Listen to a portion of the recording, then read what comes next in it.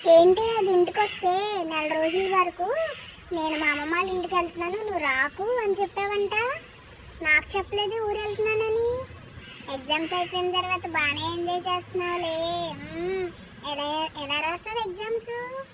నేనైతే సూపర్ రాశాను. అందం తక్కువ కానీ చదువు ఎక్కువే మనకి. ఇంకేంటి విశేషాలు? నువ్వు కూడా మాట్లాడు, అందుకే వీడియో కాల్ చేశాను.